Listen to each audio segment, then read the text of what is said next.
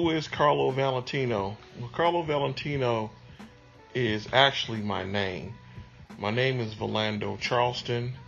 That's my given name, and the place where I work is an Italian guy, and he used to call me Valentino every day.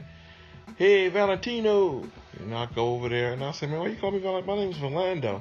He said, your name comes from Valentine, which means vigilant.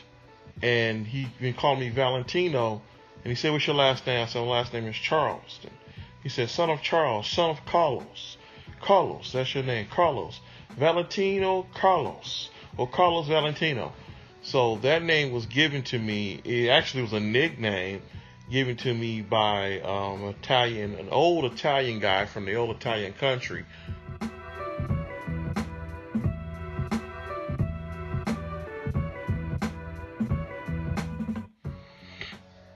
I come from the east side of Detroit. That's where I grew up.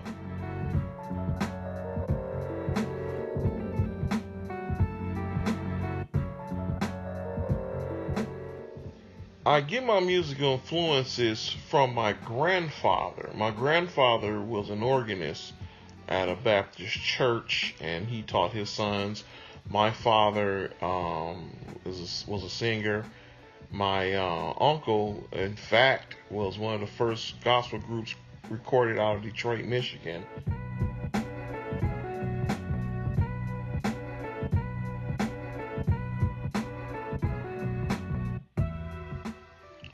My influence in hip-hop came early in the 80s with, actually, to be honest with you, I didn't like hip-hop as a kid in a way.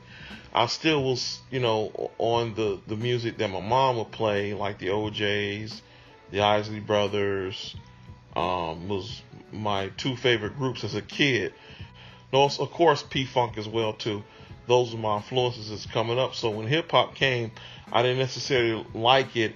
The message was cool. I liked the message, but, I wanted the funk, or I wanted the OJs or Isley Brothers, and also Prince and Michael Jackson, of course. But I really began to get fluent in hip-hop when Planet Rock hit. When Planet Rock hit, I want to say 82, 83, that pretty much, I started to listen to a little bit more. Of course, Run DMC with Raising Hell, LL Cool J with My Radio. Those were landmarks of my youth, listening to that. Those were my early influences.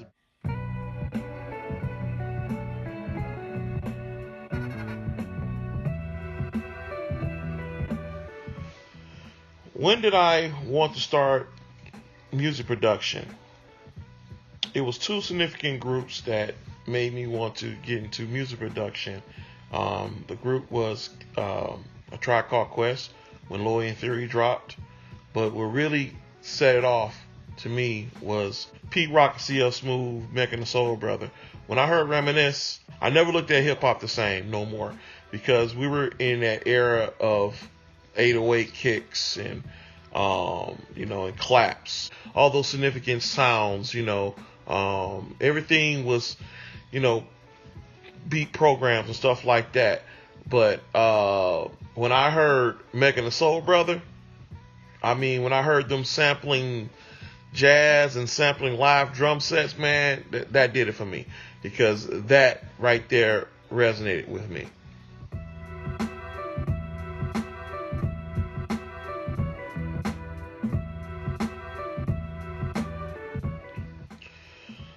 The thing about music is, I believe that every person has music in them.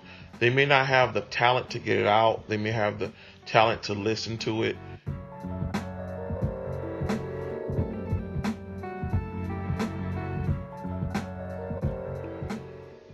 DJing was my first introduction of hip hop. A childhood friend of mine, he was a local DJ, and he took me on. He taught me, the art of DJing and spinning records and mixing them.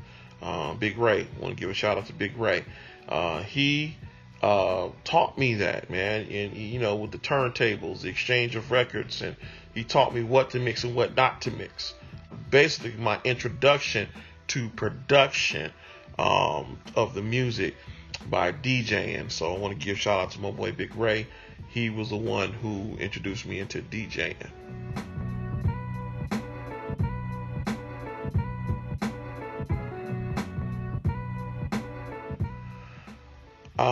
My first time I seen an MPC was in 1997. There's a music shop on the west side of Detroit called Wonderland Music. They don't exist no longer. This guy took a sample from More Bounce to the Ounce and he flipped it, reversed it, and I was like, what did you just do? I was like, wow. And I said, I got to get one. It was an MPC2000. That MPC2000 at that time, you know, with everything in it, would have been $1,800.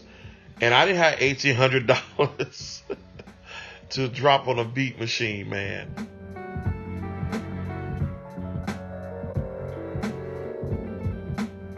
To my understanding, I was the first guy with a drum machine. I had a Boss DR, I think 515.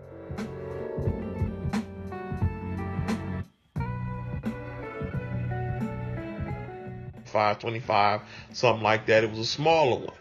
And the guys, you know, they had a beat machine, but the beat machine was from Toys R Us. It was a Yamaha with the drumsticks.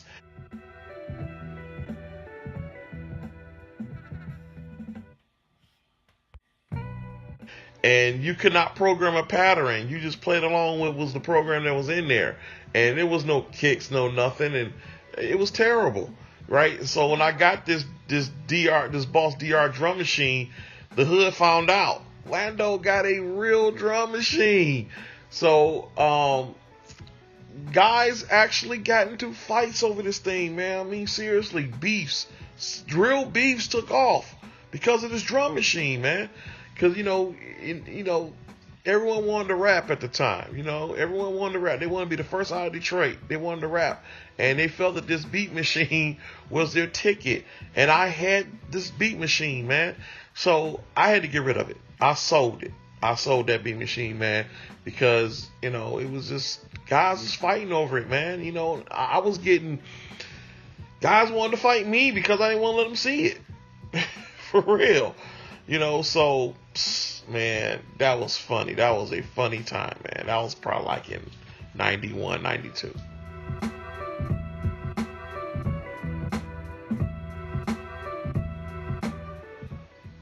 Who was my influences?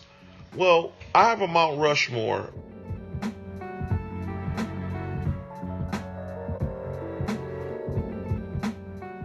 Of course, Mount Rushmore is Dilla, Primo, DJ Premier, Pete Rock, and Knife Wonder. Knife Wonder, I resonated with Knife Wonder.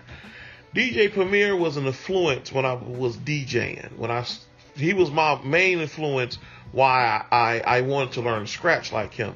Pete Rock, he was the main reason why I wanted to get into production. And then what could I say about Jay Dilla? It's not that he's just local.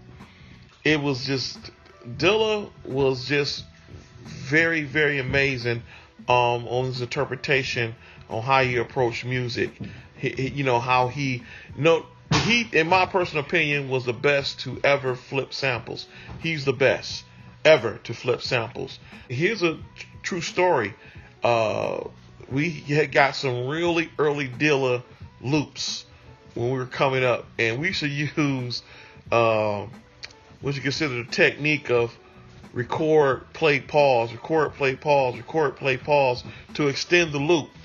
And we used to get some of his takes. Well, Big Ray, I don't know how he got them, but I guess, he knew Dilla. So I'm quite sure he got some of the rejected music that he had. He'd bring it to us, and man, we would take it and we would, record, play, pause. Well, at least I did. Record, play, pause on that music, man. And it was amazing.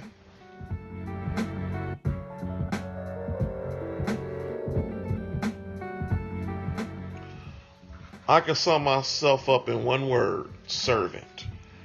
I just believe in serving the people. If it's at the church, if it's at home, if it's at work, I'm a servant first.